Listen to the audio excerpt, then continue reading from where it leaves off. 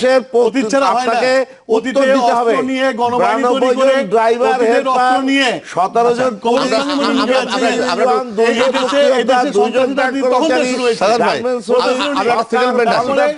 আমাদের সবার প্রায় শেষের দিকে হত্যা করে গণহত্যা চালিয়ে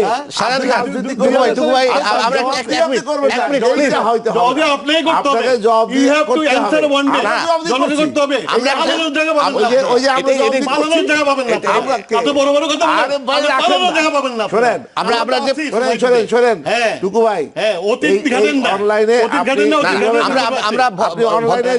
শান্তভাবে কথা বলি, আপনি না যে বিহেভ করছেন আপনি আলোচনা আসেন না, আলোচনা পারবেন না, আপনি দেখাবেন এইটা কি আপনি মনে করেন আমরা আমরা তো সবাই আমি সুবুদ্দিন মাথায় আছে বাংলাদেশে আমি অনুরোধ করছি আপনি টেম্পারমেন্ট দেখাবেন না, আমরা বুঝে আসছি আপনি কেন টেম্পারমেন্ট দেখাবেন, আপনি যে বলবেন আপনি অনুরোধ করছি আপনার ইতিহাস আমি বলবো এই জায়গা না সারা দেশে বলবো।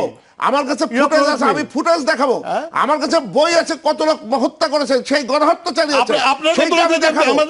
এখন শুধু এই আমাদেরও বই আছে, সর্বত্র আমাদেরও বই আছে, বাইক করেন আমাদের বই আছে, বাইক করব আমরা বাইক করব। আমি জাস্ট একটা প্রশ্ন করতে চাই, আমাদের সবাই শেষ আপনার মেজাজ গরম হবে, সত্য কথা শুনতে আপনারা খারাপ লাগবে, আমি খুব হাসি মানুষ হত্যা করছেন, আমি আমাদের সবাই করেন নাই, মানুষ হত্যা করেছেন।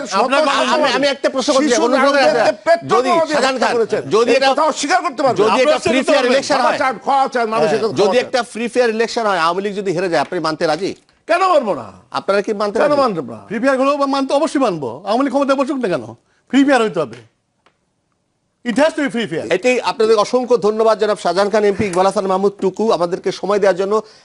বাংলাদেশের প্রত্যেকটা মানুষ এটাই চায়, একটা ফ্রি ফেয়ার ইলেকশন। সেই ইলেকশনটা এই নির্বাচন কমিশন দেশকে উপহার দিতে পারবেন কিনা সেটা একমাত্র সময় দেখতে হবে। তবে ফ্রি ফেয়ার পার্টিসিপেটরি ডেমোক্রেটিক ভ্যালুসফুল একটি নির্বাচন প্রক্রিয়া ধাক্কা খাবে বলে অনেকেই মনে করেন। আমরা জানি না কি হবে, তবে আমরা বাংলাদেশের গণতন্ত্রকামী মানুষ হিসেবে এবং প্রত্যেক সময় যেহেতু গণমাধ্যমে আমরা কাজ করি, গণমাধ্যমের তরফ থেকে আমরা প্রত্যাশা করি একটি সবার কাছে গ্রহণযোগ্য অংশগ্রহণমূলক নির্বাচন হতে হবে, এবং সেই নির্বাচনই হবে বাংলাদেশের আগামী উন্নয়নের পথের মূল মাইল ফলকের একটি জায়গা। তেমন একটি জায়গার এই নির্বাচন কমিশন আমাদেরকে উপহার দেবেন, সবার প্রত্যাশা পূরণ করে এই কামনা করে শেষ করছি। প্রিয় দর্শক, সবাই ভালো থাকবেন।